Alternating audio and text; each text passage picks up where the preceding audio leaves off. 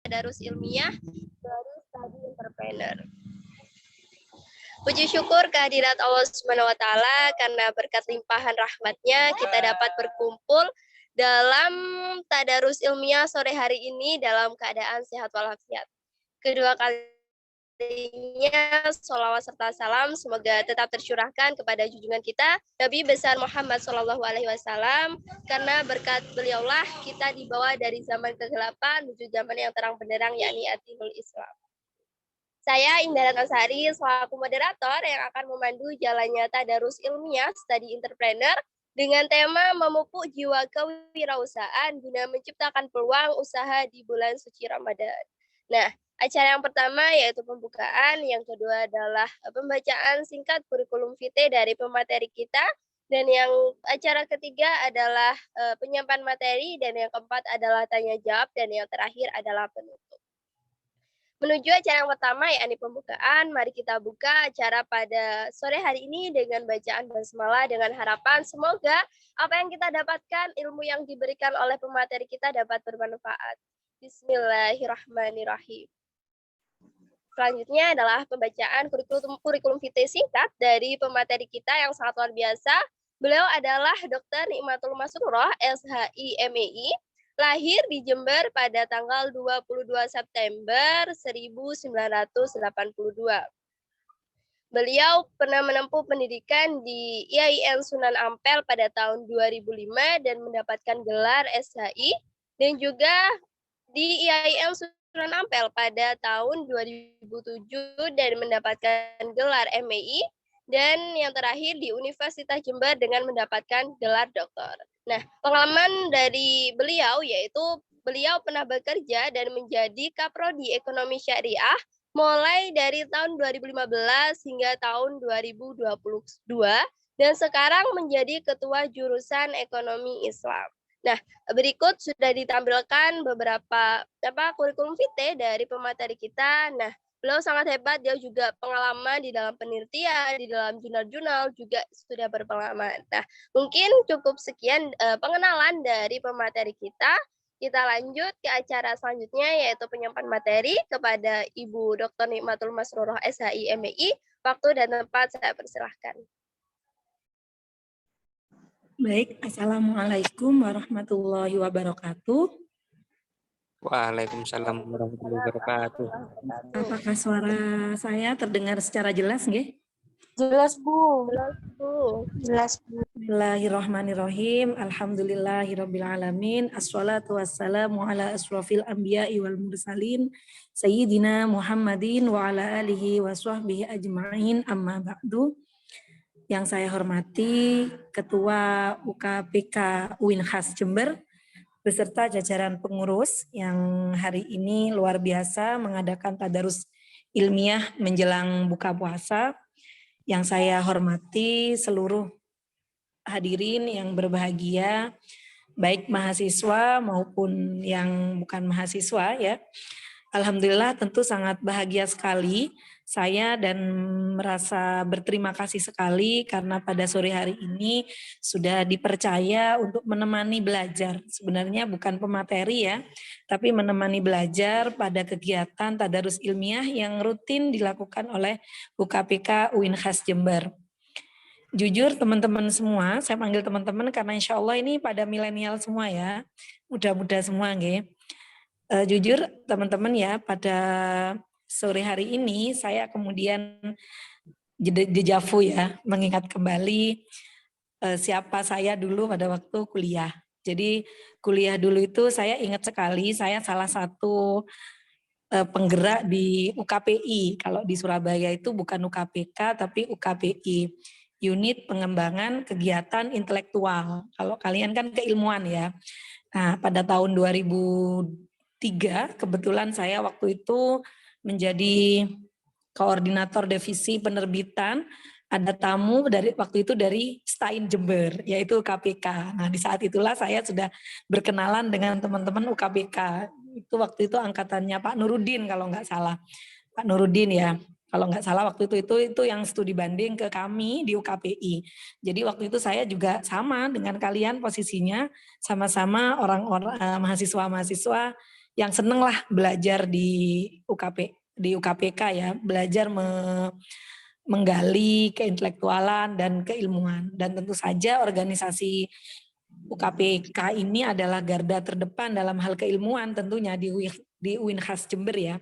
Sebagaimana dulu kami di UKPI begitu juga. Jadi kampus itu kalau butuh orang-orang pinter itu katanya ke UKPK atau ke UKPI. Kayak gitu. Makanya alhamdulillah pada sore hari ini saya bisa bergabung. Saya mengingat kembali masa-masa dulu saya waktu di UKPI, gimana sama teman-teman tuh tiap hari ngaji ya. Kalau sekarang istilahnya tadarus lah ya. Tiap hari kajian, nggak ada hal yang tidak kajian gitu loh. Kajian nulis diterbitkan, kajian nulis diterbitkan. Itu hampir setiap hari, pagi siang sore malam, pagi siang sore malam. Ya berdialektika dengan teman-teman di berbagai jurusan, kemudian di berbagai fakultas, dan di berbagai perguruan tinggi. Termasuk pada waktu itu kita berkolaborasi dengan UKPK STAIN Jember yang pada saat itu juga sepertinya masih awalan gitu ya, masih awalan berdiri. Tapi alhamdulillah hari ini saya bisa bareng-bareng kalian untuk belajar bersama sebenarnya terkait dengan mengisi bulan Ramadan. Kalau ngomong kewirausahaan rasanya saya ini kok enggak pantas ya, karena di satu sisi saya belum punya usaha yang wow mungkin ya. Di sisi lain saya juga belum membuktikan bahwa gimana sih caranya fight, caranya bertahan di tengah-tengah pandemi, di tengah-tengah bulan Ramadan dalam melakukan sebuah bisnis. Tapi alhamdulillah sejak tahun 2000, sejak lama ya, sejak mahasiswa, saya sudah berkecimpung di dunia bisnis. Bisnisnya macam-macam ya, mulai bisnis jasa sampai kemudian bisnis barang. Dan alhamdulillah sejak 2002 ini, mulai bulan Februari kemarin, saya dan teman-teman di S3 saya mendirikan namanya Ekonomika Institute. Ekonomika Institute ini adalah sama sih sebenarnya bisnis juga, tapi di bidang jasa, yang mana kita lebih mengawal masalah riset ya. Riset, penelitian-penelitian, dan terkait dengan karya-karya ilmiah. Karena memang bidang saya lebih banyak ternyata di bidang itu daripada di bidang komoditi. Maka dari itu saya di slide ini memberikan awalan itu tentang from home creative money ya. Jadi dari rumah kita bisa kreatif tapi kita bisa menghasilkan uang dengan apa? Tentunya dengan entrepreneurial skill atau kewirausahaan. Baik, bisa next slide ya. Mohon maaf saya tidak bisa mengendalikan ya karena posisi saya kebetulan sekarang masih di rumah sakit, masih menemani adik yang baru saja melahirkan. Jadi mohon maaf kalau kemudian tampilan saya juga tidak maksimal.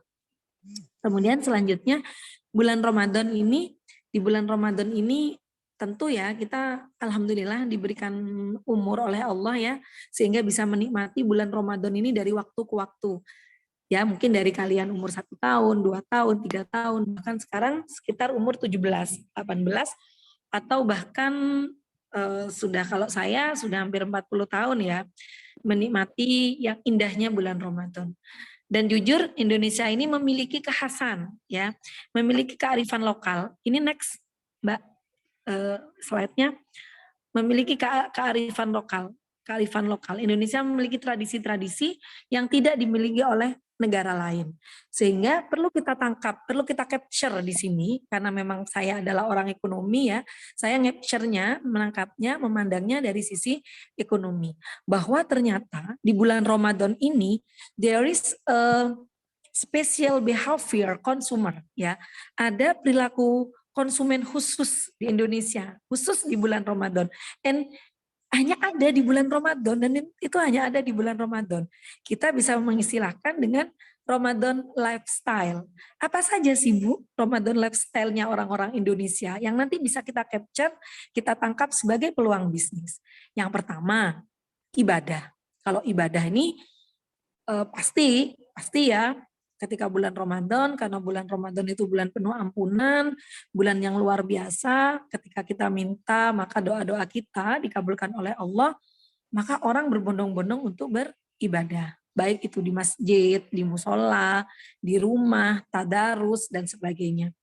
Orang yang awalnya tidak pernah ke masjid, ya di bulan Ramadan, mereka mengunjungi masjid. Orang yang awalnya tidak pernah sodakoh, mungkin tidak pernah zakat dan sebagainya, di bulan Ramadan mereka mengeluarkan sodakohnya.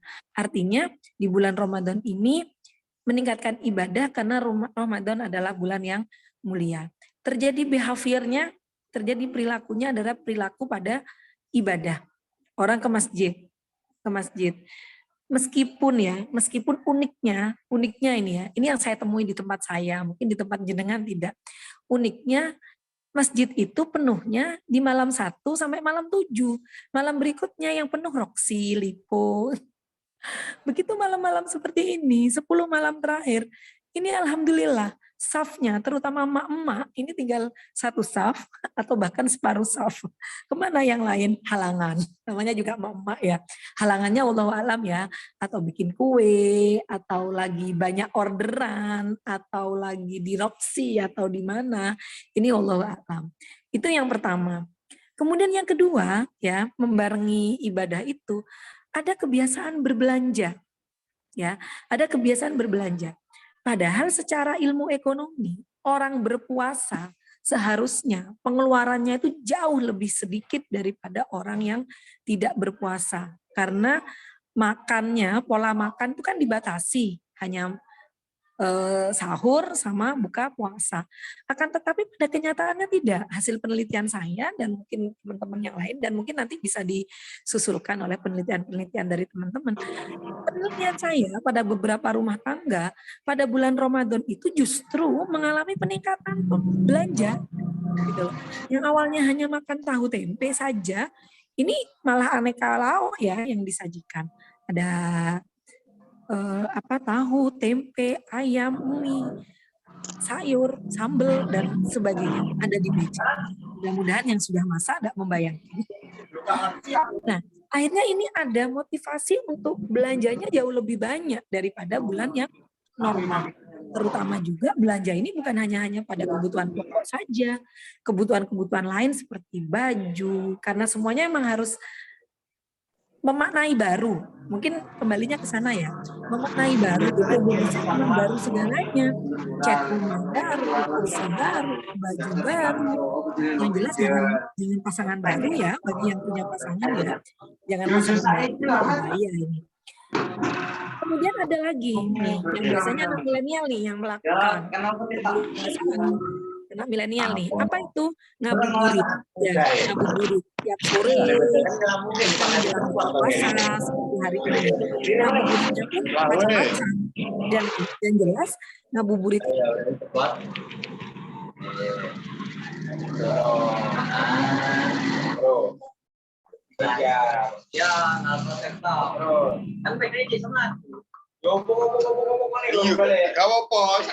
suaranya kurang jelas, Bu.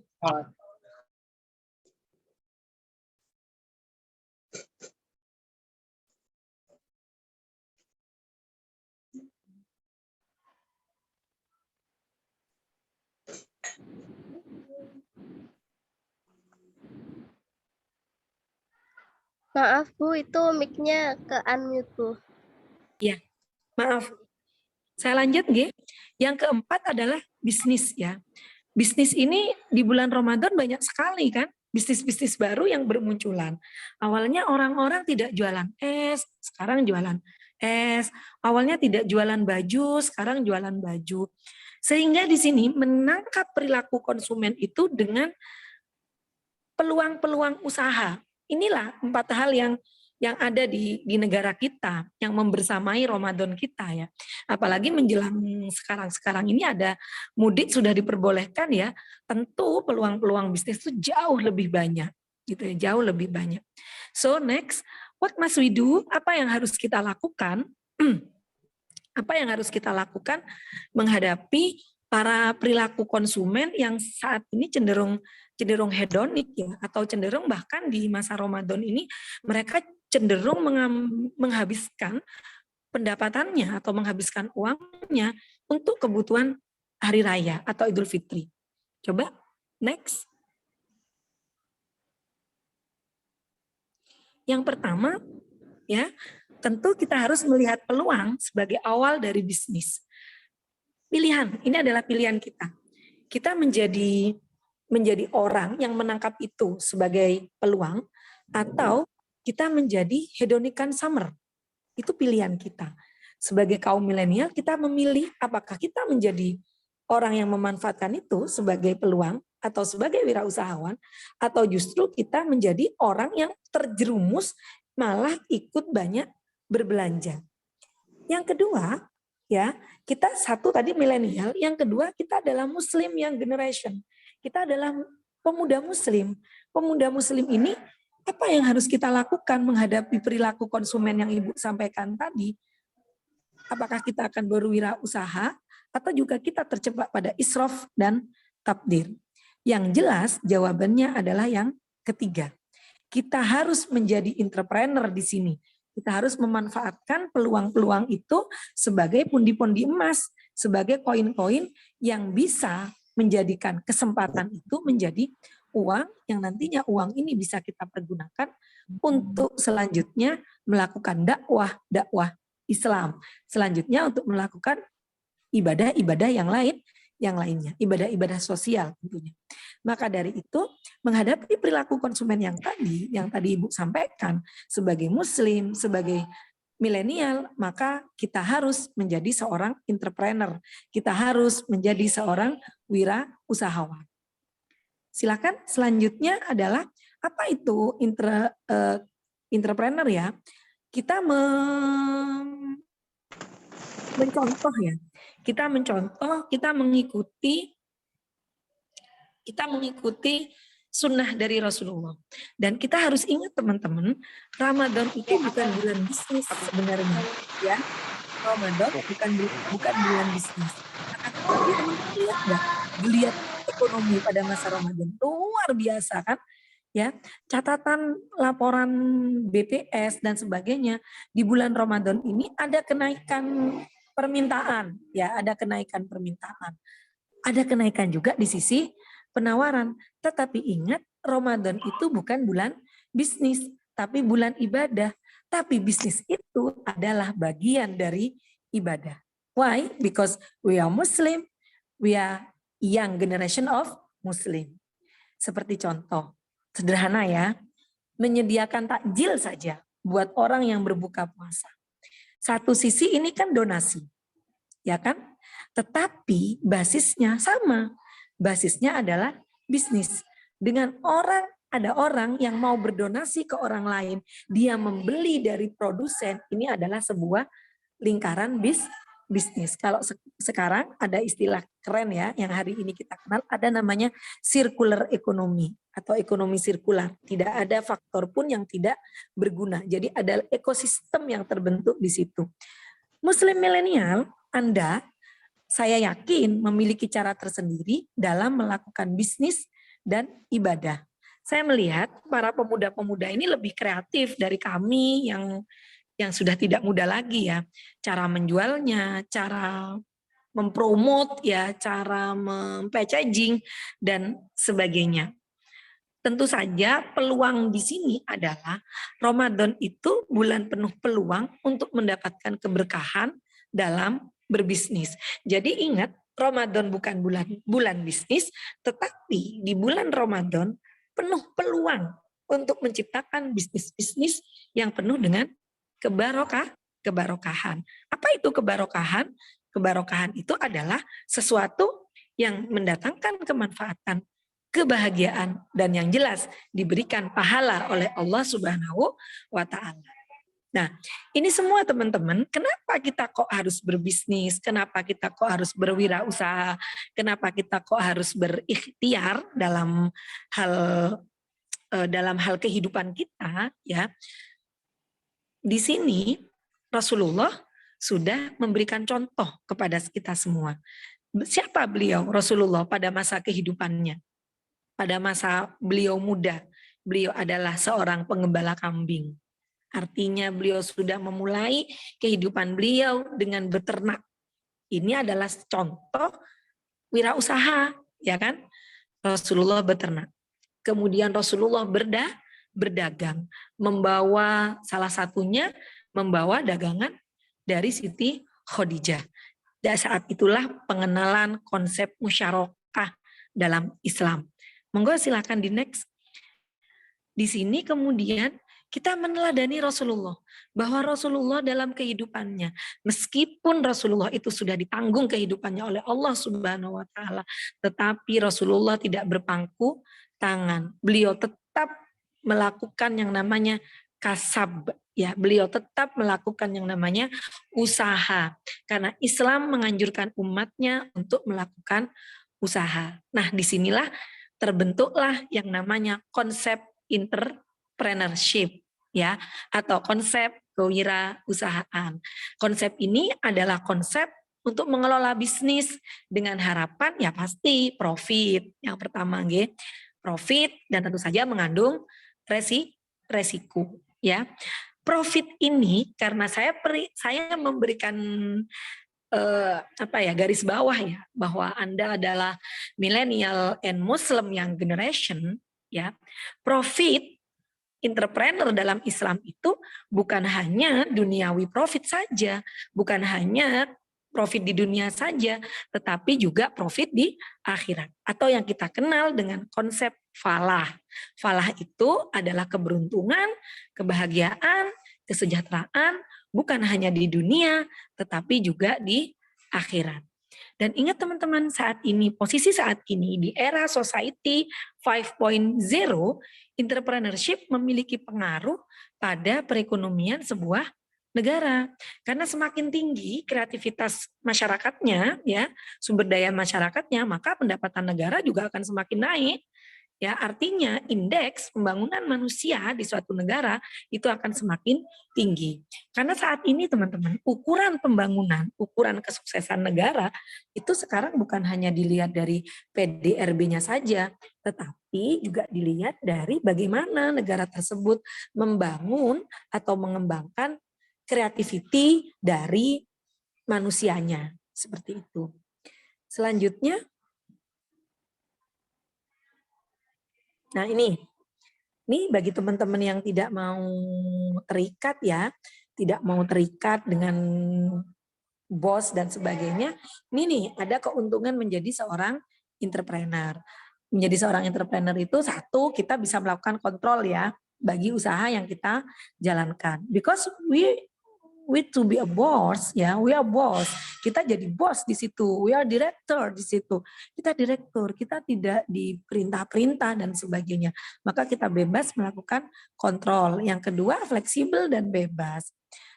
Yang ketiga, tidak boring biasanya. Tidak boring, ya, tidak membosankan karena kita dituntut untuk kreatif dalam mengembangkan usaha yang kita jalankan. Kemudian biasanya pendapatan itu sesuai dengan effort, sesuai dengan usaha yang kita jalankan. Dan tentu saja ini masih ada satu lagi sebenarnya, ya, yaitu keuntungannya kita bisa kumpul dengan keluarga setiap saat. Nah, ini yang sulit terjadi jika kita bekerja pada suatu perusahaan gitu. Jadi teman-teman menjadi seorang entrepreneur itu lebih luas, ya, lebih luas daripada kita yang bekerja di suatu perusahaan atau di suatu pabrik, atau kita menjadi pekerja.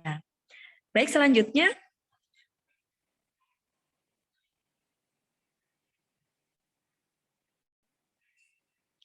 Langkahnya. Nah, langkahnya menjadi entrepreneur itu gimana sih? Cara-caranya, yang pertama, pastikan bahwa menjadi entrepreneur ini adalah hal yang benar-benar kita inginkan. Jadi, do what you like, ya. Kerjakan apa yang Anda sukai.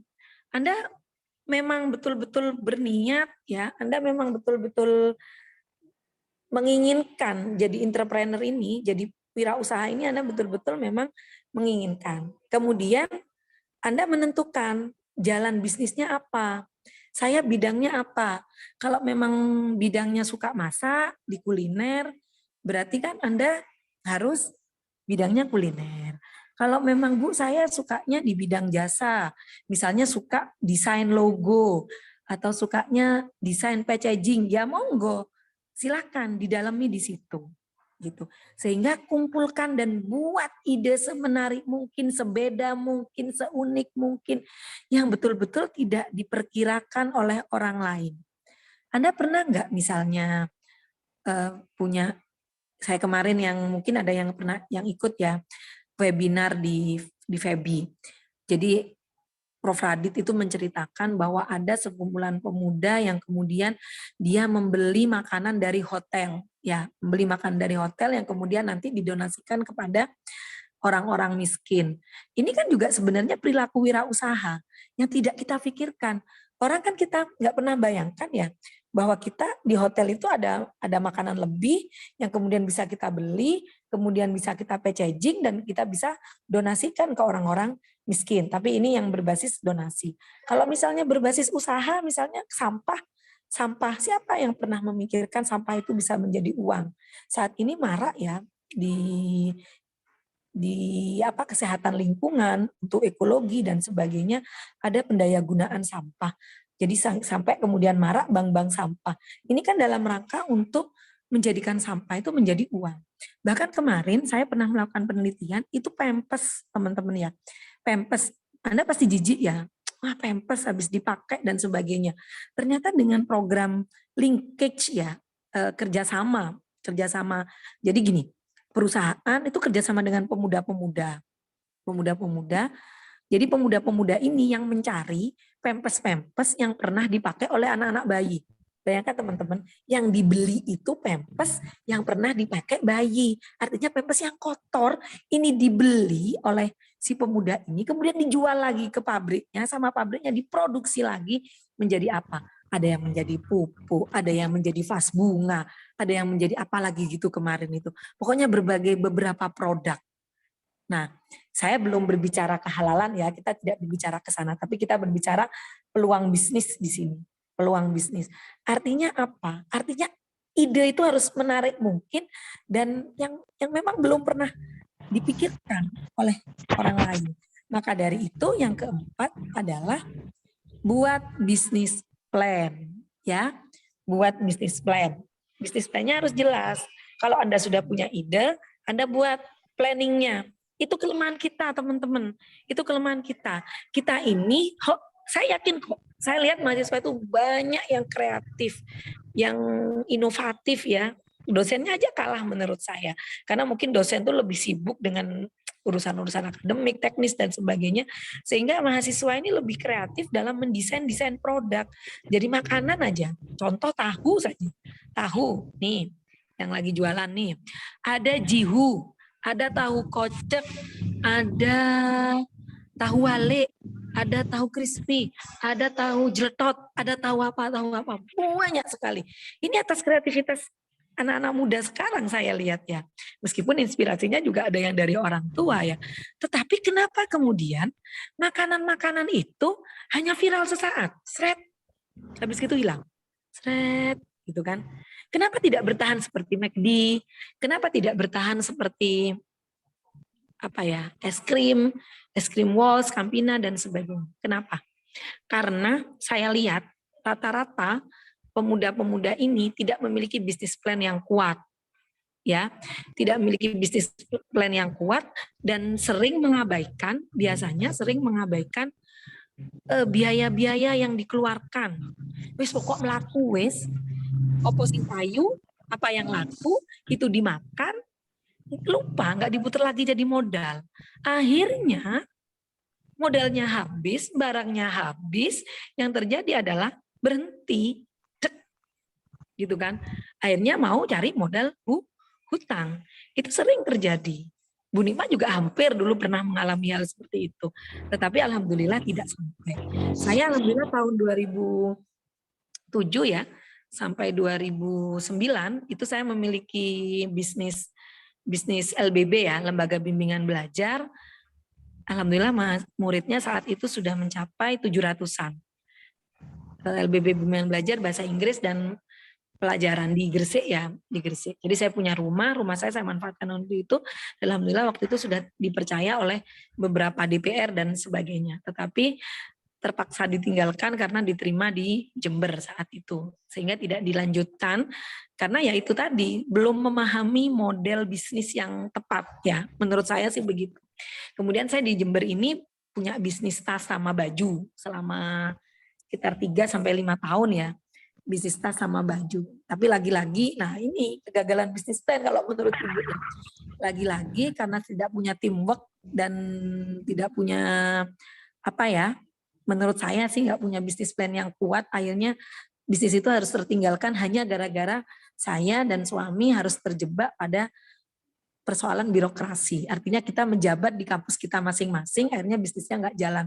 Padahal kalau konsep bisnis yang sebenarnya ya mau jadi apapun kita, bisnis itu jalan. Apalagi sekarang bisa dikontrol dengan teknologi. Itu harusnya ya. Tetapi jujur saya di sini kemudian oh ternyata memang nggak mampu gitu loh, nggak mampu. Nah ini memulai lagi dengan Ekonomika Institute ini. Tetapi ini memang saya sudah betul-betul mendalami diri saya ya, bahwa saya memang orangnya lebih banyak di riset, di nulis buku, nulis jurnal. Jadi saya lebih banyak bergelut di situ. Nah, kemudian yang kelima, sudah ya, yang kelima tentukan struktur bisnis tadi, kemudian buat tim solid. Memang kalau bertim itu lebih menarik ya, apalagi sekarang zaman teknologi seperti ini ya, era society 5.0 ini memang harus tim, maksudnya lebih baik tim gitu loh. Kalau tim itu memang jauh lebih kuat. Saya mempelajari kenapa bisnis saya kemudian harus berhenti, tapi bukan gagal ya. Saya tidak mengatakan gagal bisnis saya karena saya memang berhenti, niatnya berhenti. Kenapa harus berhenti? Ya karena nggak punya tim yang solid.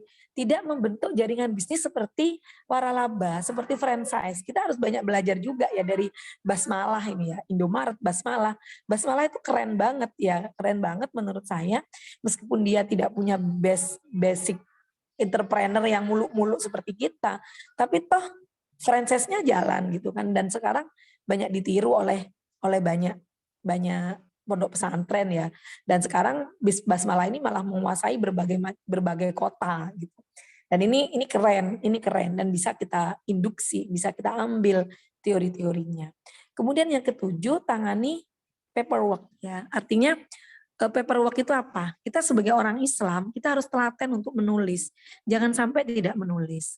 Karena kalau tidak menulis, maka kita tidak tahu pemasukan kita berapa, pengeluaran kita berapa, posisi kita ini diuntung atau dirugi, gitu.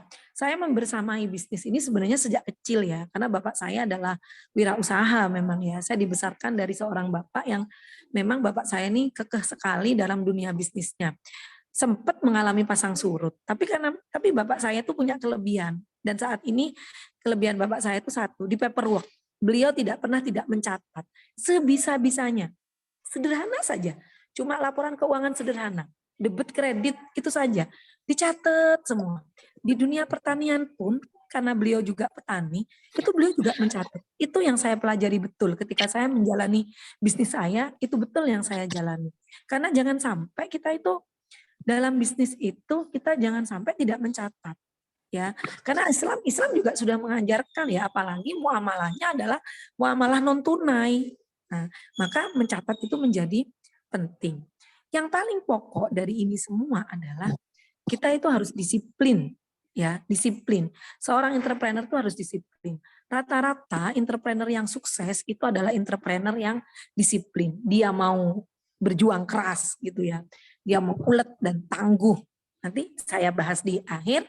Kemudian selanjutnya adalah yang harus diingat adalah 16 prinsip ya, 16 prinsip seorang muslim entrepreneur. Jadi ada 16 prinsip ya yang harus kita pegangi menjadi seorang muslim entrepreneur. Yang pertama harus berwawasan jangka panjang. Artinya produk yang kita buat, produk yang kita produksi jangan sampai hanya orientasi masa kini. Misalnya, ini sekarang lagi viral nih tahu kocek ya, tahu kocek lagi viral. Yuk produksi tahu kocek, begitu berhenti. Saya masih ingat waktu demam capcin, cappuccino ya. Capcin. Kenapa Bu Nima ngeliriknya yang bangsa-bangsa kecil ya? Karena itu yang ada di daerah kita, daerah saya, daerah kampus ya. Itu capcin, lagi viral capcin semua. Tapi tidak ada satupun yang bertahan. Yang bertahan hanya satu di depan Indomaret. Yang lain habis. Gitu. Jangan sampai orientasi bisnis kita itu seperti itu. Orientasi bisnis kita adalah orientasi jangka panjang. Wawasannya adalah jangka panjang. Jujur Bu Nima hari ini merindukan sekali bisnis ini. Ibu malah kepingin buka LBB juga hari ini. Cuma memang tenaga ini yang belum mampu ya. Tenaganya mau bagi-bagi ini belum siap. Konsep sudah ada. Makanya ini Entah lagi melalui Ekonomika Institute, ini saya mau mulai nguri-nguri lagi. Tapi saya cuma sebagai co-founder ya, founder aslinya ada di, Pak Direkturnya ada di Banyuwangi. Ini alhamdulillah sudah membawai beberapa riset ya. Ya doanya nanti kalau misalnya ada yang bisa saya kerjasamakan dengan UKPK, nanti akan saya kerjasamakan. Kemudian yang kedua, jangan lupa yang kita produksi itu adalah produk yang halalan thayyibah, ya, halalan thayyibah. Karena secara jelas dalam Islam apa yang kita konsumsi, apa yang kita pakai, apa yang kita gunakan itu harus satu, selain halal dia juga thayyib. Thayyib itu memiliki dampak baik, ya, memiliki implikasi baik, bermanfaat buat kehidupan kita. Kalau dalam istilah ekonomi ada utilitasnya, ada nilai utilitasnya. Dan yang ketiga, motivasi dalam bisnis. Ini yang membedakan dengan yang konvensional ya. Kalau konvensional kan motivasi bisnisnya hanya profit ya. Duit, duit, duit. Cuan, cuan, cuan. Orang yang berbisnis orientasinya hanya cuan, itu berarti dia bukan Muslim entrepreneur ya. She is or he is just entrepreneur gitu aja. Jadi motivasinya harus didasarkan pada keimanan ya, keimanan kita, ketulusan kita beribadah kepada Allah Subhanahu wa taala.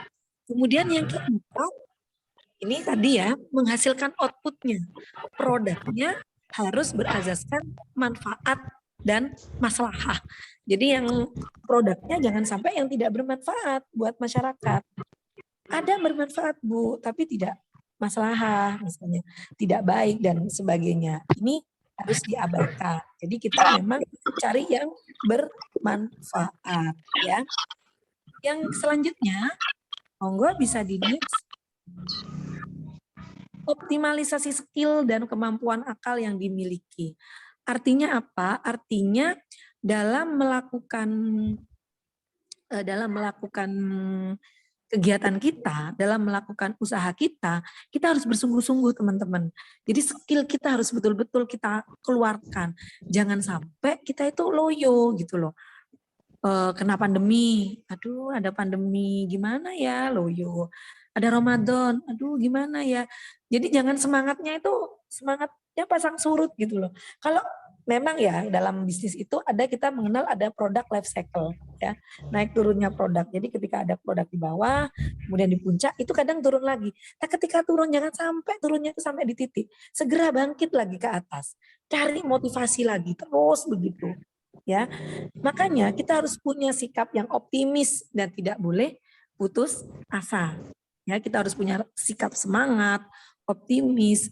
Kita harus semangat bahwa usaha kita akan sukses. Kita semangat bahwa usaha kita akan berhasil. Tidak kena lelah.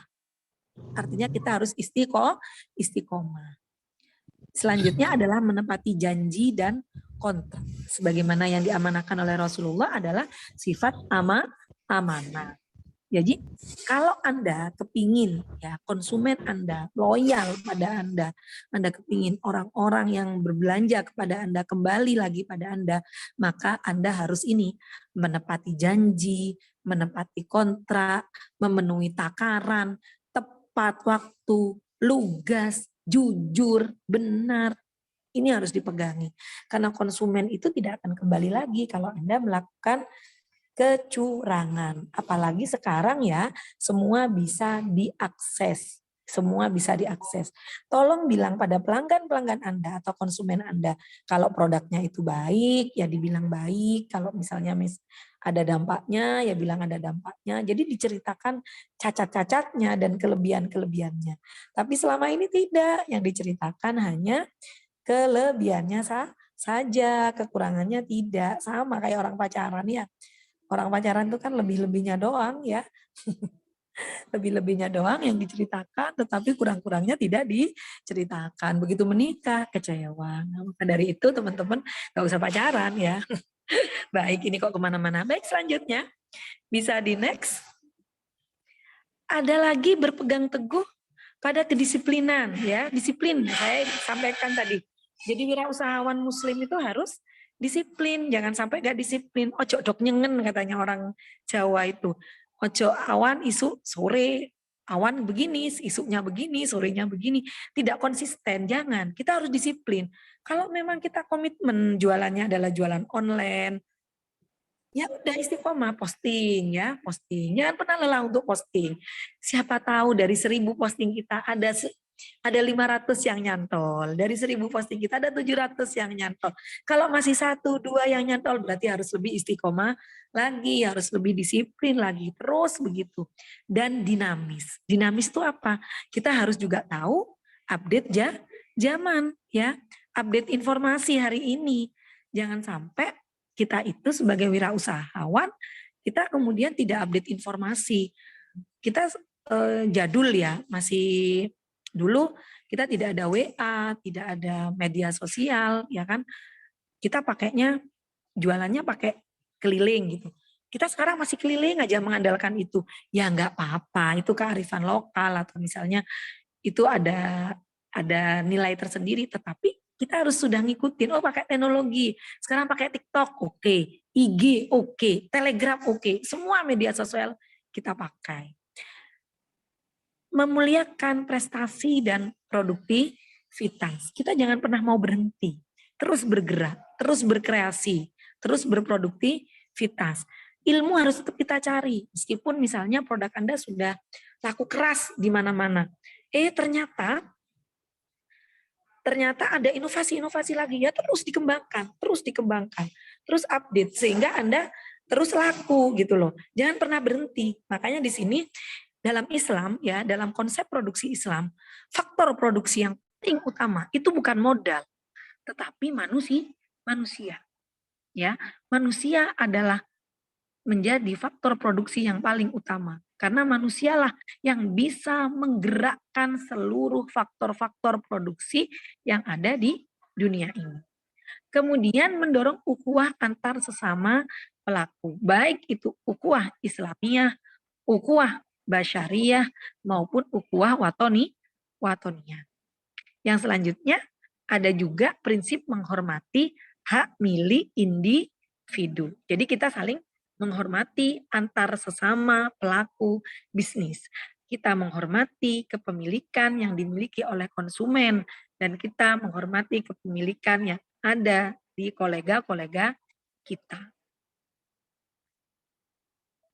Selanjutnya, nah, ini yang terakhir, yang 4 terakhir adalah mengikuti syarat ya. Ini syarat, mohon maaf salah ketik, mengikuti syarat sah dan rukun akad dan transaksi. Jadi dalam melakukan usaha ya jangan sampai kita mengabaikan syarat sahnya jual beli. Syarat sahnya jual beli itu seperti apa? Kita harus ikuti itu. Misalnya harus ada penjualnya, harus ada pembelinya. Kalau online ya seperti apa, monggo dipelajari. Karena sekarang juga fatwa MUI juga sudah menerbitkan ya, daripada sampean cari hukum yang debatable, YouTube yang nggak jelas, mending Anda lari aja ke buku fatwa DSN MUI itu yang tebel sekali, itu persoalan-persoalan halal, haram semuanya sudah lengkap di situ. Dirujuk saja, ada apa-apa gitu. Nah, seperti sekarang dagangan online dan sebagainya, ini juga ada ya hukumnya sendiri, misalnya akad salam dan sebagainya. Kemudian adil dalam transaksi, jangan sampai kita membedakan antara pembeli satu dengan pembeli lainnya, terutama ketika dalam masa-masa langka seperti ini ya. Minyak kemarin misalnya, oh itu dulurku gitu, itu saudaraku. Saudaraku boleh borong minyak, kalau orang lain tidak boleh, misalnya seperti itu. Ini juga enggak boleh kayak gitu ya, itu namanya tidak adil. Kemudian memiliki wawasan sosial ya. Ingat teman-teman, meskipun berwirausaha itu kita cari cuan ya, jangan sampai kita itu pelit ya. Kita pelit hanya memikirkan diri kita sendiri. Ingat dalam Islam itu kita kenal konsep ZIS, zakat, infak, sedekah, wakaf ya, ZISWAF. Kita kenal konsep itu. Maka kita keluarkanlah. Jadi saudagar tuh jangan pelit ya. Jadi saudagar pelit tuh ampun gitu kan. Ada sih istilah ya di tetangga-tetangga saya itu, kalau nggak pelit Bu Nikma nggak kaya. Kalau nggak pelit kapan ngumpulnya. Nah, konteksnya ini harus dipahami dulu. Ziswaf, zakat. Zakat itu kan wajib kita keluarkan ya. Ya kita berhitung sesuai dengan haul nisab dan ketentuan-ketentuan yang ada dalam zakat. Kemudian infak sodako pun juga demikian gitu loh. Infak sodako pun juga demikian. Jangan sampai kita itu tidak mengeluarkan sodako, infak dari pendapatan yang kita miliki gitu. Karena apa yang kita infakkan, apa yang kita sodakokan itu akan kembali pada kita. Berwirausaha dalam Islam itu gampang sebenarnya ya. Jadi ukurannya itu bukan hanya uang teman-teman. Sahabat yang banyak, bisnis yang terus berjalan, keluarga yang sehat, senyum yang setiap hari bisa kita sajikan untuk orang lain. Itu adalah profit yang tidak bisa kita nilai dengan uang. Itu yang biasanya dimiliki oleh orang Indonesia ya. Indonesia ini kan keren gitu loh. Orang Indonesia ini kan keren. Nggak punya uang tapi bisa makan. Karena banyak kearifan-kearifan lokal kan ya yang ada di negara kita. Gitu. Maka dari itu teman-teman jangan memaknai laba itu hanya uang. Ya, jangan memaknai kenikmatan itu hanya dengan uang. Tapi kita berusaha bernafas, tidak sakit itu luar biasa dan tidak bisa digantikan dengan apapun. Dan yang terakhir, kalau nanti teman-teman sukses menjadi seorang wirausahawan, jangan lupa pembayaran gaji tepat waktu dan layak, dan jangan melakukan eksploitasi kepada karyawan. Kita berpartner nih sama karyawan-karyawan kita. Gajilah karyawanmu sebelum keringatnya kering. Gajilah yang layak sesuai dengan pekerjaan yang dia keluarkan untuk Anda. Apalagi ini masa-masa Ramadan menjelang Idul Fitri, memberikan kebahagiaan pada orang lain tentu luar biasa hikmahnya dan nikmahnya. Baik, slide yang terakhir. Nah, ini. Entrepreneur itu harus gimana Bu Nikma? Apalagi di bulan Ramadan. Satu, berani. Ya, berani, nekat. Tapi beraninya berani yang gimana? Berani memulai. Karena yang sulit itu adalah memulai. Jangan pernah malu, ya.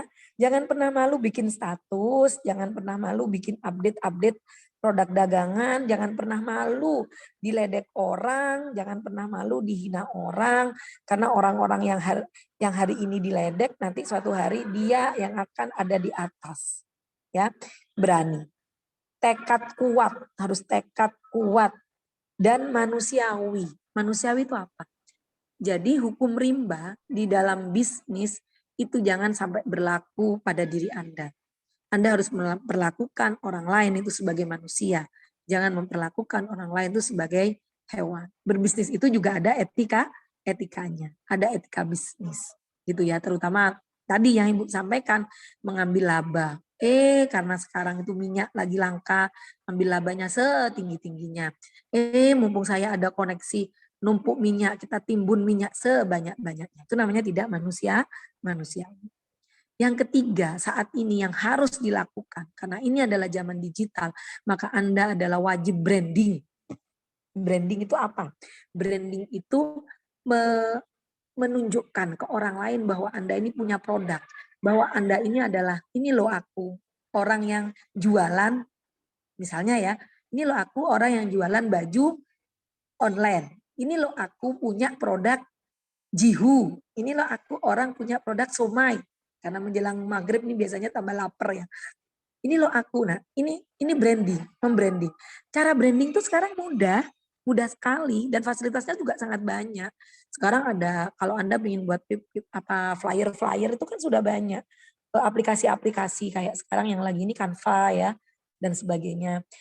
Buatlah status ya di TikTok, di WA, medsos ya, medsos lainnya, Instagram, Reels dan sebagainya itu. Silakan buat di situ karena kita nggak tahu yang nyantol yang mana itu kita nggak tahu. Buat vlog 33 menit saja, jangan banyak-banyak. Hey guys, I will review my product. Saya mau review produk saya. Agar apa? Kalau dalam bidang saya, agar kita direcognize ya, direcognize oleh orang lain, agar produk kita dibeli oleh orang lain dan diakui oleh orang lain. Recognize itu diakui. Sehingga orang-orang tuh misalnya ya, Bu Nikma saya, kadang ada yang nanya biasanya, Bu Nikma nih saya lagi butuh pembalut nih.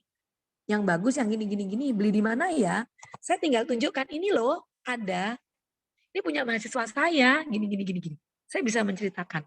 Kekuatan word of mouth ya, warm, itu juga luar biasa. Kalau sekarang kekuatan apa? Kekuatan ini ya, jari ya. Jari itu apa? Kekuatan hand ya.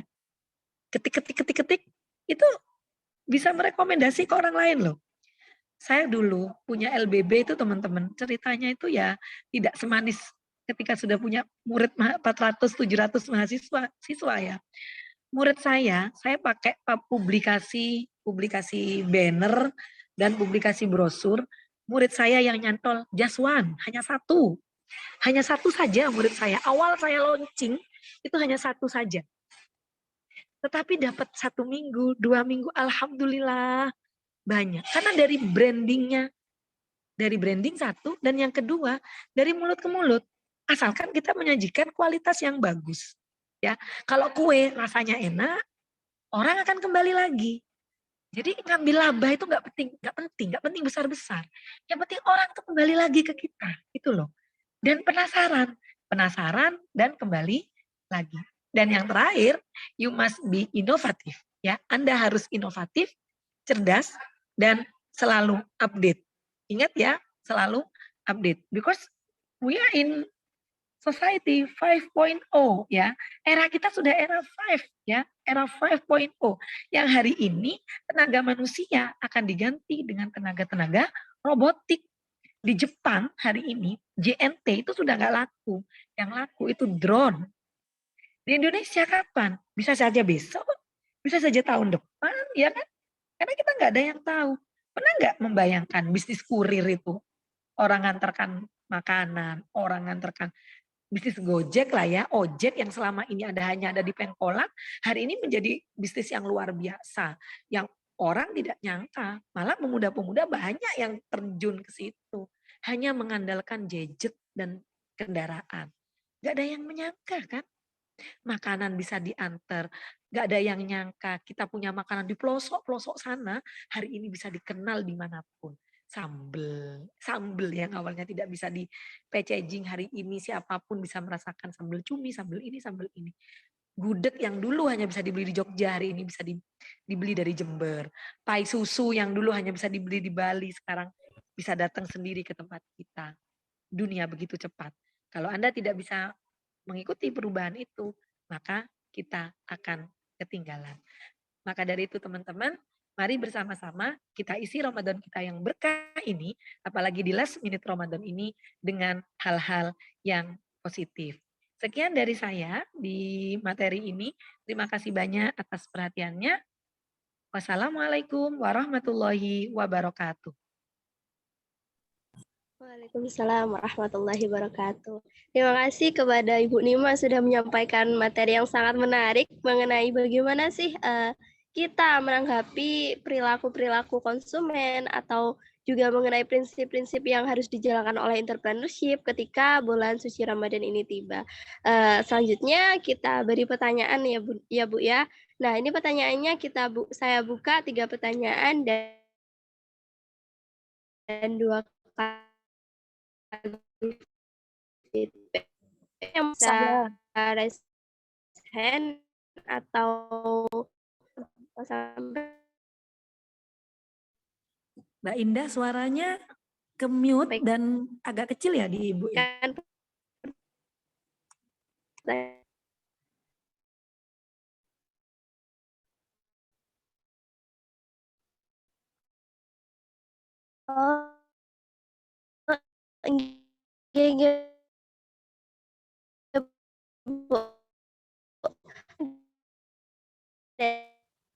Suaranya kurang jelas. Saudara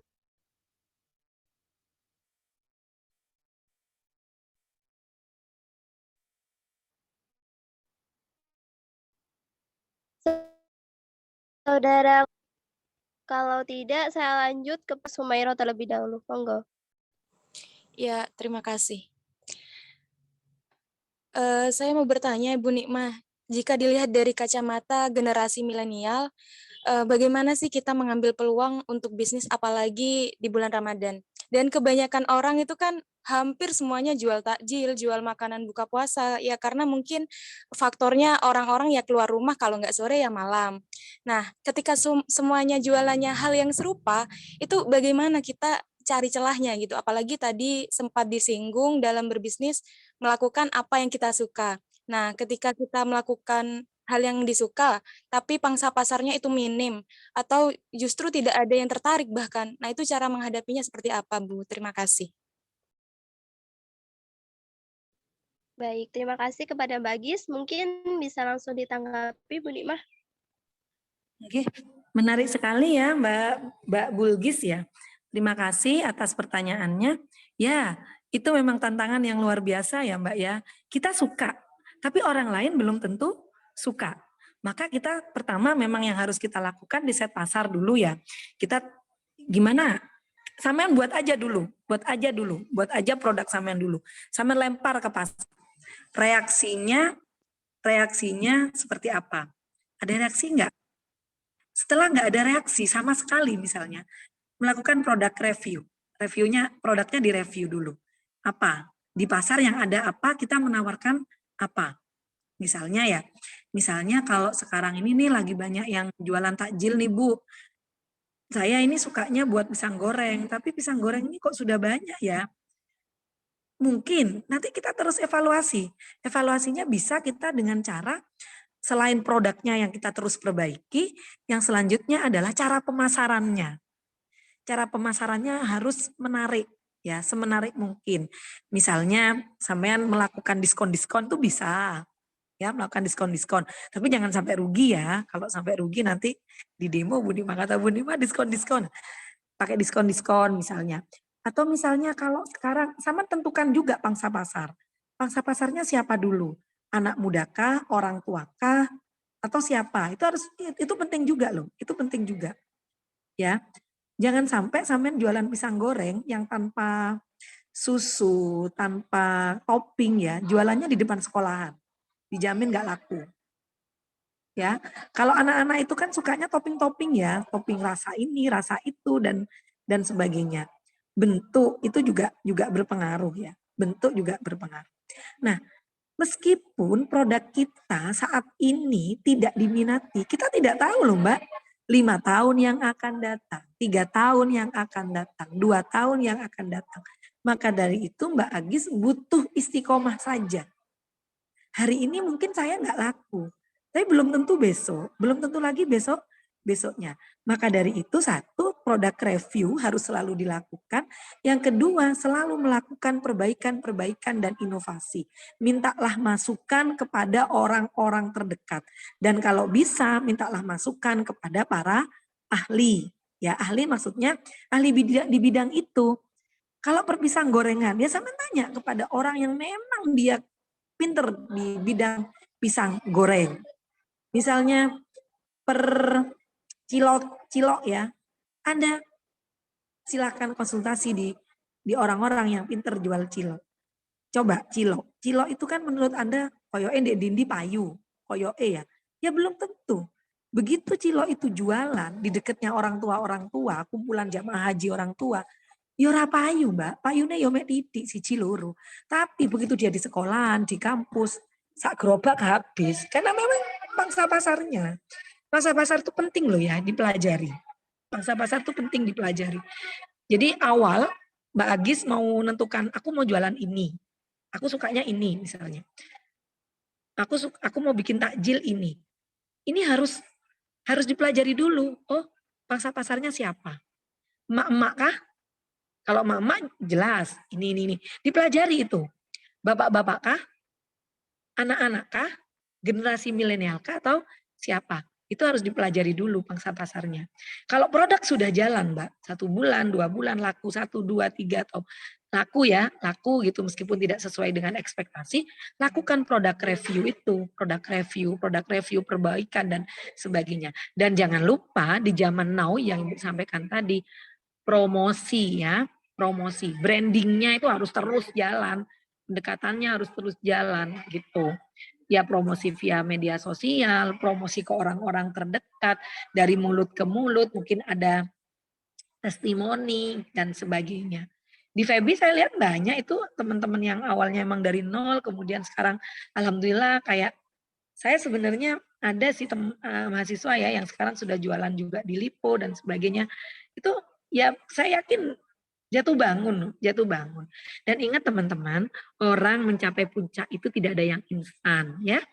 Tidak ada yang instan. Tidak ada orang berlari itu tiba-tiba sampai di atas puncak. Pak Rektor kita aja, beliau dari juru ketik sampai menjadi rektor. Ya siapapun itu. Kecuali memang punya warisan kaya ya. Kecuali memang udah punya nama ya. Artinya memang sudah punya bisnis dari orang tua dan sebagainya. Kalau kita melangkah dari bawah tertati-tati itu nggak akan yang kemudian nyampe langsung ke puncak. Tinggal siapa yang mampu bertahan. Ibaratnya kita lomba mau nyampe ke puncak, itu ada yang jatuh berguguran dan ada yang mampu bertahan. Yang sampai di puncak itulah mereka yang mampu bertahan. Kan begitu.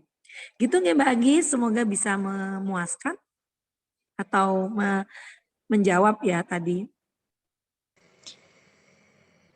Boleh Baik. feedback, Bu? Boleh Mbak, 2 kali feedback, monggo. Ya, terima kasih moderator. Bagaimana Halo? ketika ya, Halo, Mbak Ratna?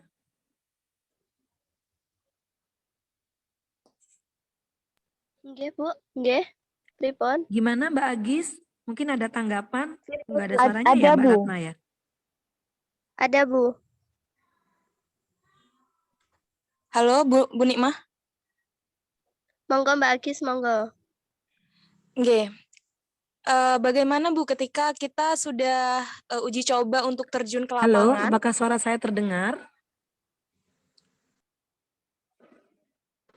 Terdengar, Bu, terdengar. Sepertinya suara kita yang nggak terdengar ke Bu Nikmah.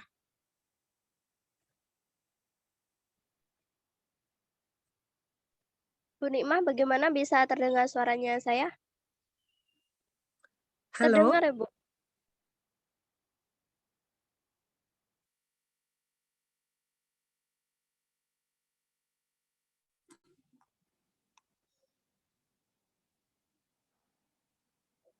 Nggih, monggo Mbak Agis mungkin ada tanggapan?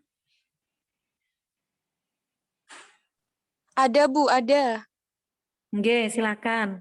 Ya, terima kasih Bu atas jawabannya tadi. Nah, ketika kita udah uji coba ke lapangan dan sesuai dengan kaidah bagaimana entrepreneur itu, terus kita udah melakukan secara semaksimal mungkin, tapi ini Bu, apa namanya?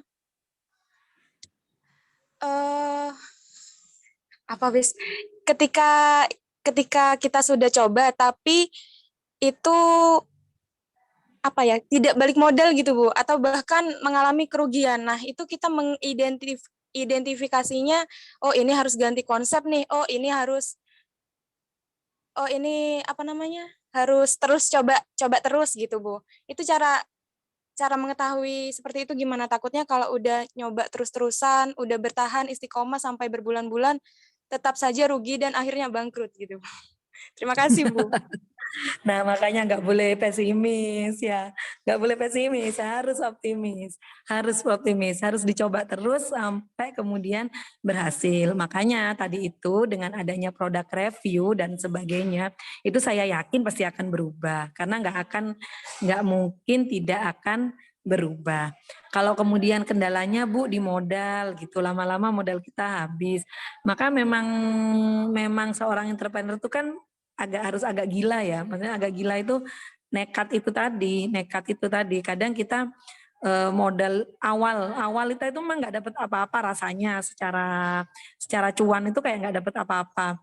Bahkan saya pernah kok Mbak pakai modal tuh modal double ya, karena transaksi non tunai itu utang itu loh, utang.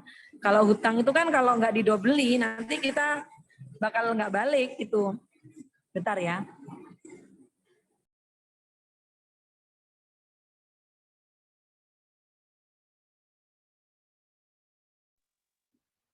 Modal kita bakal nggak balik gitu. Maka kita ada nekat-nekat dikit gitu. Nah, bagaimana supaya sampai ke produk kita ini tidak sampai menyedot modal yang terlalu banyak dan kemudian tidak sampai habis. Makanya Ibu tadi bilang di awal kita kerjasama buat tim. Sekarang itu kita bisa pakai tim itu. Dan saya yakin kok, saya optimis ya, orang yang mau bergerak, orang yang mau usaha dan selalu mau mengevaluasi apa produk-produknya itu insya Allah akan selalu adalah jalan untuk dia itu laku di pasar. Dan ada lagi Mbak, yang paling penting juga adalah tawakal ya, jangan lupa. Ini tadi yang lupa ada disinggung. Tawakal, selalu berdoa kepada Allah supaya diberikan rezeki dari jalan itu. Kalau misalnya nanti akhir keputusannya ternyata saya nggak cocok Bu sama ini, sama produk ini, karena ternyata gini-gini dan sebagainya. Kalau terpaksa memang harus ganti konsep ya nggak apa-apa, ganti konsep. Ganti arus ya nggak apa-apa, ganti arus. Itu sudah resiko kan, resiko. Tapi resiko-resiko seperti itu kan jarang ya, jarang terjadi. Maka kebesaran hati, apa ya, kebesaran jiwa ya. Jiwa kita itu kalau memang terjun ke dunia entrepreneur, itu memang harus betul-betul besar ya, harus betul-betul besar dan betul-betul nekat, sudah bismillah kita istiqomahkan di situ.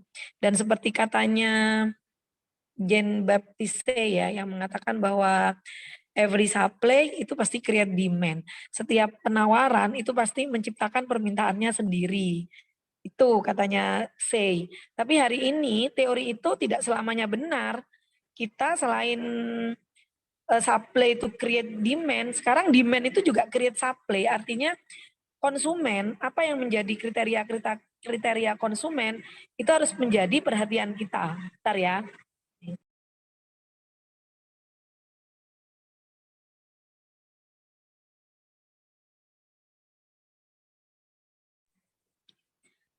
Harus menjadi kriteria kita. Misalnya gini, hari ini masyarakat itu lebih suka pada produk-produk yang ada label halalnya. Maka kita harus berupaya untuk ke sana. Oh, hari ini masyarakat itu lebih suka produk-produk yang produk itu mengarah pada kesehatan. Ya kita mengarah ke sana gitu. Jadi kita harus mengupayakan apa yang ada di sisi demand juga. Dan Mbak Bulkis harus punya tadi itu optimisme. Kalau kita belum usaha saja belum sudah. Nanti kalau rugi gimana? Nah, ini sudah nggak bakal jalan. Nggak bakal jalan. Jadi orang masuk ke entrepreneur itu udah dia nggak mikir mau untung mau rugi, masuk dulu. Masuk dulu baru di dalam mulai berjalan dan begitu. Itu Mbak Bilgis ya. Selamat berwirausaha. Semangat. Oke, terima kasih Bu, sangat mencerahkan sekali, mungkin bisa membuat kita semua sadar juga sebagai generasi milenial untuk bangun dan bangkit. Terima kasih sekali lagi Bu Nikmah. Iya Mbak Bilgis. Baik, terima kasih. Lanjut ke pertanyaan kedua, nggih Bu, dari saudara Kurniawan Ramadhani. Bagaimana menumbuhkan pendidikan kewirausahaan dalam generasi milenial dalam era ini, khususnya anak yang memiliki karya dalam dunia bisnis, khususnya juga masyarakat pelosok yang belum terjamah dengan teknologi. Monggo Bu, bisa langsung ditanggapi. Nah, ini peluang loh ya sebenarnya. Terima kasih banyak Mas Kurniawan, pertanyaannya bagus sekali, luar biasa. Mas Kurniawan, ini alumni keren ya. Beliau ada di Probolinggo, sudah alumni tapi masih ikut kajian, ini berarti kan luar biasa ya. Semangatnya pada keilmuan ini yang perlu ditiru oleh adik-adik sekalian, terutama UKPK. Jadi memang ada problem misalnya. Ada problem di pelosok itu gimana Bu dengan teknologi dan sebagainya. Itu justru peluang buat kalian, para mahasiswa. Jadi orang-orang yang di pelosok itu butuh satu yang namanya pendampingan. Dia punya karya, tapi dia tidak bisa ekspos karyanya karena dia tidak punya akses teknologi. Maka ini tugas kalian sebagai mahasiswa, salah satunya adalah mendampingi bisnis-bisnis orang-orang yang ada di pelosok-pelosok itu. Dengan cara apa? Kita buka saja jasa promote, hanya promosi, jasa desain, jasa ngelogo dan sebagainya. Ini sekarang terbuka sekali teman-teman. Jasa-jasa seperti itu. Awal kita jangan tarif dulu, tapi begitu ini sudah jalan baru itu akan datangkan pundi-pundi. Anda tahu daerah Gunung Kidul ya, Jawa Tengah, Jogja. Itu kan daerah yang sangat terbelakang sekali. Jangankan sampai akses teknologi, akses air pun sangat, bukan air ya, akses kendaraan pun transportasi itu sangat sulit. Tetapi kenapa sekarang di Gunung Kidul itu malah dipilih oleh Wakil Presiden menjadi laboratorium halal di Indonesia? Karena terjadi pendampingannya itu sukses. Jadi mereka diajari untuk mempackage ya produk-produk lokal seperti sawut. Tahu sawut? Nggak tahu ya? Dari kelapa, dari telo itu loh, telo yang kemudian dikasih kelapa. Itu kalau saat ini kan sawut ini ya, sawut ini jarang kita temui. Di Gunung Kidul ini mereka punya produk sawut, tetapi bagaimana sawut ini bisa dikenal se-Indonesia? Didampingilah oleh pemuda-pemuda, di package, kemudian dikasih brand dan sebagainya. Maka kalau kasusnya di pelosok, memang kalau menurut Bu Nikmah ya, memang harus ada pendampingan. Pendampingannya ada dari kalian-kalian begini. Di sisi perguruan tinggi, ini kan ada Tridharma perguruan tinggi. Nah, salah satunya adalah pengabdian masyarakat. Dan ini lagi, teman-teman yang berasal dari desa, ya, jangan takut pulang ke desa. Kalian yang harus nge-brand desa kalian masing-masing. Karena di desa kalian ini ada One Village, One Product sekarang kan. Programnya BUMDes itu kan ada ya, One Village, One Product. Bayangkan kalau Indonesia ini satu village itu punya satu produk. Dan itu brand produknya. Bukan hanya nasional tapi juga internasional. Kaya desa kita teman-teman. Problemnya adalah kita nggak mau pulang ke desa kita. Itu problemnya. Orang yang dari pelosok pernah mau pulang ke pelosok, enggak mau. Mereka mencari ininya di kota. Padahal di kota itu peluang kerjanya sangat kecil. Anda di desa bisa jadi raja. Di kota Anda jadi apa? Jadi jongos kan? Di desa Anda bisa jadi raja.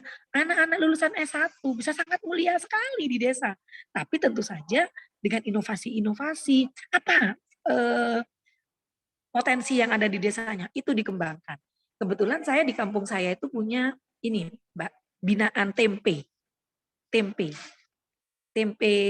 itu dulu kecil sekali waktu saya masih kuliah itu masih kecil sekali. Alhamdulillah kemarin saya melakukan riset ya, setelah saya riset kemudian kita bantu gitu loh, kita nge-branding, kita bantu logo dan sebagainya. Ya bukan Bu Nikmah sendiri, Bu Nikmah punya partner kan, Bu Nikmah punya mahasiswa gitu. Ini ya kita kasih duit gitu, kita kasih duit. Nah, kayak gitu. Akhirnya saat ini sampean tahu tempenya itu sudah masuk ke kota lain kayak gitu. Dan saya yakin kalian bisa kok, kalian pasti bisa. Kita nggak harus orang yang pinter buat sesuatu ya. Kalau menurut saya, ide kita jual. Gitu. Dan ide itu mahal. Makanya kita berkolaborasi. Dan UKPK ini adalah salah satu wadah kolaborasi yang luar biasa. Kalian punya naungan apa ya? Naungan bisnis ya, naungan bisnis yang nanti bisa dipikirkan. Jadi intelektualnya itu bukan hanya nulis, tapi kalian punya binaan gitu loh. Mungkin yang nanti di bidang bisnis itu nanti punya binaan. Ya nggak usah jauh-jauh. Yang di dekat-dekat kampus atau di mana gitu. Oke. Nggih, monggo selanjutnya. Nah, tadi itu saya lanjut Mbak Indah ya, Mbak Ratna tadi di chat dilanjutkan sama Mas Kurniawan, dileces. Nah, ya jangan semuanya kita upayakan untuk jangan semuanya kita upayakan. Kalau kita sendirian jangan semuanya. Ambil satu produk saja yang memang betul-betul menjadi ciri khas. Itu untuk pertama. Jadi step by step. Kita nggak bisa lah jadi pahlawan kesiangan, tiba-tiba datang, yo saya jualkan gini-gini. Ya nggak bisa gitu. Ya one by one, apa dulu produk yang paling utama di masyarakat, yang sumber daya alamnya paling melimpah dan paling bisa di-create oleh masyarakat situ. Misalnya kayak Bu Nikmah ya, tempe. Karena saya melihat, oh tempe, kedelainya ada, ininya ada gitu. Oh berarti gini. Sudah tempe. Sebenarnya kalau ngomong produk ya banyak di kampungnya Ibu itu. Misalnya ada kayu, ada. Dan alhamdulillah kalau yang kayu sudah sampai ekspor ya. Sudah sampai ekspor. Kemarin saya sempat bantu ngurus siup dan sebagainya. Alhamdulillah. Jadi kebetulan di tempat saya itu ada tempe sama kayu akar yang diekspor ke Swedia sama ke Belanda. ya ibu nimbrung aja di situ, bukan jadi pahlawan, bukan. Kita ya jadi partner, bantuin, menjadi fasilitator dan sebagainya. Dan peluang-peluang bisnisnya juga kita tunjukkan sama mereka. Nah, kalau misalnya ini tadi Mas Kurniawan bilang sirup mangga, ya monggo sirup mangganya seperti apa? Anda harus punya ini ya, pembanding, harus punya pembanding. Jadi harus tahu struktur pasarnya nanti mau masuk ke pasar apa. Apakah pasar persaingan monopolistik, apakah pasar oligopoli, apakah pasar monopoli, ini harus tahu. Harus tahu pesaing, itu juga penting ya. Pesaing, oh kalau pasarku nasional, maka pesaing sirupku ini adalah ABC, miliknya siapa, kemudian Marjan, miliknya siapa. Berarti aku harus di sini posisinya. Kalau misalnya di tingkat lokal, itu pesaingnya siapa. Kan gitu. Kalau untuk produk lokal, awal-awal memang promonya ke orang lokal dulu. Ke orang lokal dulu. Dan kalau produk makanan, teman-teman, memang yang paling penting adalah higienitas. Ya, harus ada jaminan higienitas dan jaminan label. Mungkin pertama kali yang harus dilakukan adalah bantu mereka urus PIRT, izin. Itu males mereka rata-rata. Alhamdulillah saya di Jember ada beberapa yang saya bantu ngurus PIRT, alhamdulillah berhasil, dan ini coba-coba mau ngurus ke halal. Kalau makanan kalian peluangnya di sana ya. Urus dulu PIRT-nya karena sekarang itu kalau kita bukan tetanggaan ya, kayak Bu Nikma misalnya ditawari sirup gitu ya, ini Bu sirup ini. Ya paling beli sekali aja, selanjutnya sudah nggak beli lagi gitu. Kalau tidak ada labelnya orang sudah mindsetnya juga sudah mulai berkurang gitu. Maka dari itu kalian harus meyakinkan juga pada produsen, apalagi tahun 2024 ini semua makanan yang beredar itu wajib memiliki sertifikasi halal. Maka yang menjadi yang menjadi kendala memang di sana. Nah, pengurusan label ini semuanya gratis, Mbak Bulgis ya. Gratis. Sekarang label halal itu kalau UMKM itu ada namanya self declare. Self declare itu nanti pengurusan label halal secara gratis mandiri. Nanti tinggal konsultasi saja ke pendamping PPH. Itu nanti perekrutannya juga mahasiswa loh, pendamping PPH-nya. Dan di UIN ini baru 1 kali pelatihan PPH. Nanti teman-teman bisa ikut pelatihan berikutnya yang untuk mahasiswa, nanti kita yang mentornya. Jadi trainingnya nanti dosen dan kalian bisa nanti itu diambil sebagai peluang ya. Itu juga mendatangkan koin karena sekali kita mendampingi kalau itu sampai goal itu kita dapat 150 kayaknya per produk, 150.000 apa berapa gitu per produk. Ini kan juga peluang ya buat kita. Jangankan itu teman-teman, jadi juleha tuh, juru sembelih halal. Kalian cari sertifikasi halal penyembelih ayam atau sapi. Itu peluang besar. Di Jember ini belum ada loh. RPH itu baru 1 loh yang RPH halal, yang sudah punya sertifikasi halal. Sedangkan mak-emak itu sekarang lagi gelisah cari ayam yang disembelih dengan secara syar'i, itu sulit sekarang. Dan produk-produk olahan yang berasal dari daging, dari ayam dan sebagainya, kalau daging atau ayamnya tidak disembelih oleh juleha, nanti itu nggak bisa disertifikasi halal. Misalnya Ratna punya produksi pentol ya, pentolnya Ratna mau disertifikasi halal. Ternyata Ratna itu ngambil dagingnya dari orang yang menyembelihnya, dia tidak punya sertifikasi halal. Meskipun dia sudah jelas syar'i nyembelihnya, karena nggak punya sertifikasi halal, dia nggak bisa. Jadi pentolnya Ratna sampai kapanpun nggak akan pernah tersertifikasi halal, gitu. Jadi ada yang namanya ekosistem atau halal value chain, seperti itu teman-teman. Ini proyeksi peluang-peluang wirausaha yang bisa kita lakukan, gitu. Gitu nggih, Mas Kurniawan. Mudah-mudahan sukses, usahanya dileces ya. Baik, lanjut ke pertanyaan selanjutnya nggih, Bu. Dari Mas Dimas, monggo bisa on mic. Ya, Assalamualaikum warahmatullahi wabarakatuh. Waalaikumsalam warahmatullahi wabarakatuh. Saya mau tanya Bu Nikmah. Ye.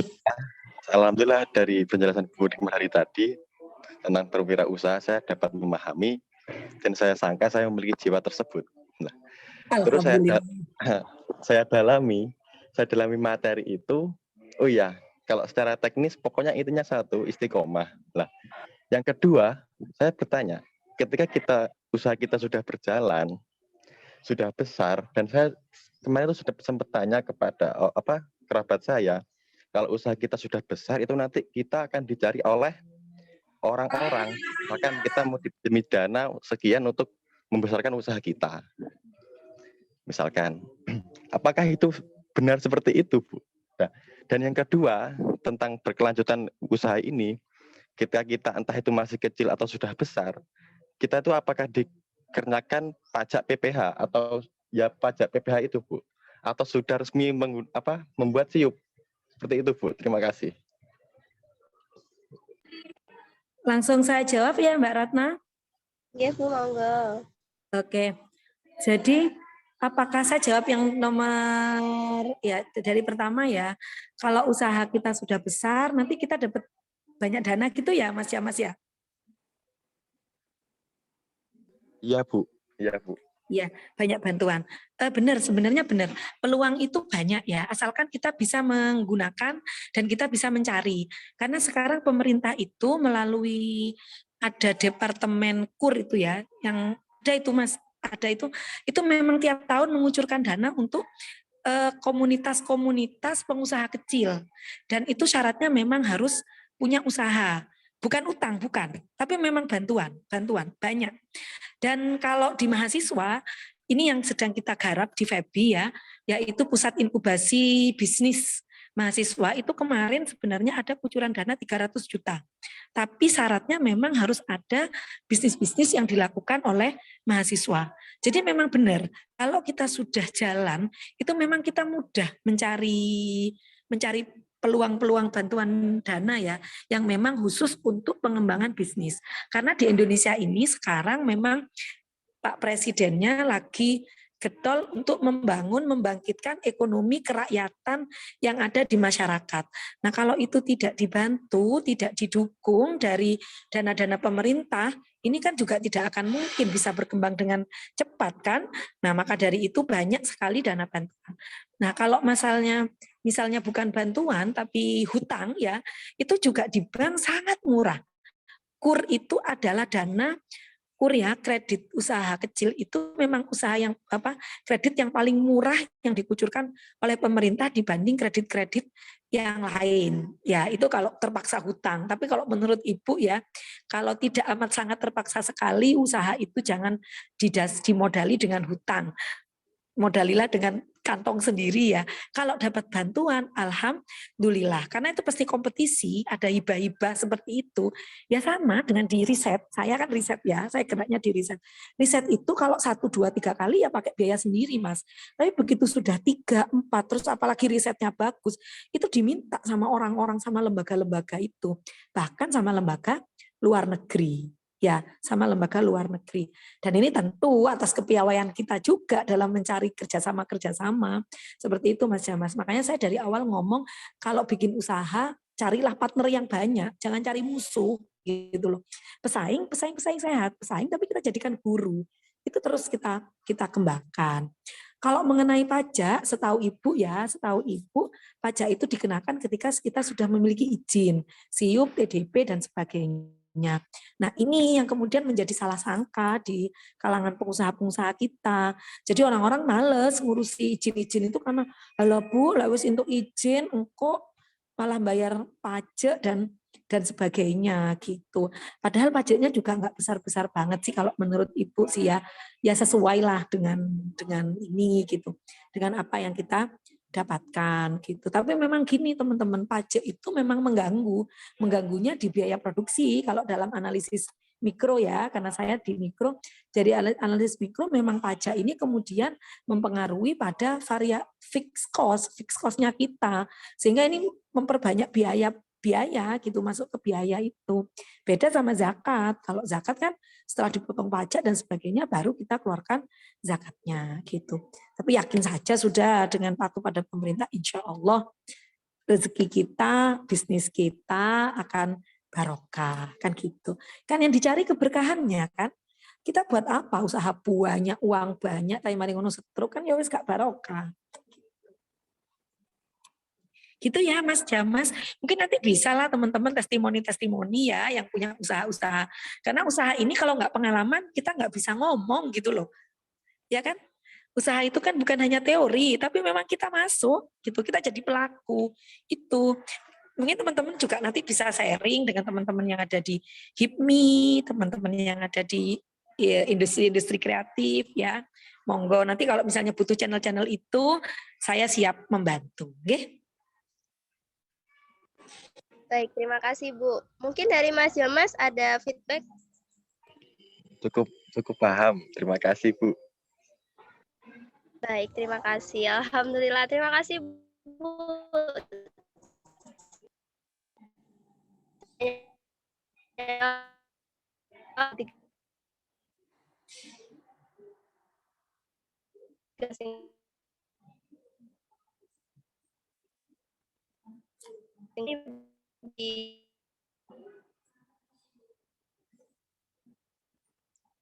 Halo Mbak Ratna, suaranya Mbak Ratna putus-putus ya?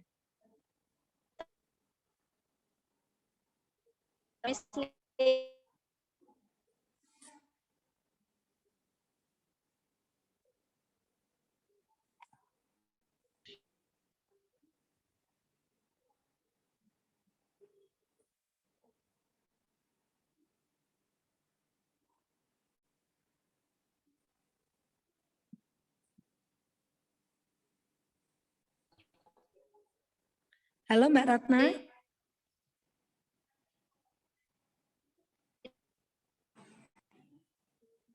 Halo Mbak Ratna.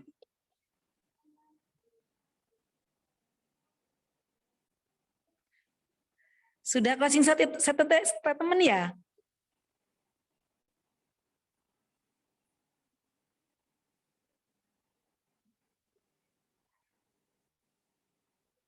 Halo? Nggih, maaf Bu, terkendala sinyal saya tadi. Nggih, mungkin dari Ibu ada closing statement nih buat saudara-saudara. Oke, baik di sesi terakhir saya hanya ingin mengatakan selamat berbuka puasa ya untuk semuanya. Selamat menempuh bulan Ramadan, menjalani ibadah di bulan Ramadan. Jadikan Ramadan sebagai starting point untuk mencapai keberkahan dalam berbisnis dan berwirausaha. Tetap semangat, mudah-mudahan kita bisa ketemu lagi dengan indahnya bulan Ramadan yang akan datang. Sekian dari saya semuanya. Wallahul muwaffiq ila aqwamit thoriq. Wassalamualaikum warahmatullahi wabarakatuh. Waalaikumsalam warahmatullahi wabarakatuh. Waalaikumsalam warahmatullahi wabarakatuh. Terima kasih ya Bu. Baik, acara selanjutnya yaitu penutup. Sebelumnya saya mau menyampaikan terima kasih buat saudara-saudariku semuanya yang sudah mengikuti tadarus ilmiah mulai dari awal hingga akhir. Dan sekarang adalah tadarus ilmiah yang terakhir. Semoga apa yang kita dapatkan mulai dari materi awal dapat bermanfaat buat kita dan mendapatkan keberkahan juga di bulan Ramadan. Amin, amin ya robbal alamin. Selanjutnya saya tutup tadarus ilmiah pada sore hari ini dengan bacaan Alhamdulillah, dan saya ucapkan terima kasih juga kepada Bu Nimah dan kepada teman-teman dan saudara-saudariku semuanya, kepada ada juga beberapa Bapak Ibu dosen ya Bu ya yang bergabung, terima kasih. Semoga dapat bermanfaat. Saya akhiri, wallahu waffiq ila aqwamit thoriq. Wassalamualaikum warahmatullahi wabarakatuh. Waalaikumsalam warahmatullahi wabarakatuh. Saya mohon izin ya Mbak Ratna dan yang lain, mohon maaf. Terima kasih. Baik, terima kasih teman-teman bisa live dari Zoom. Terima kasih.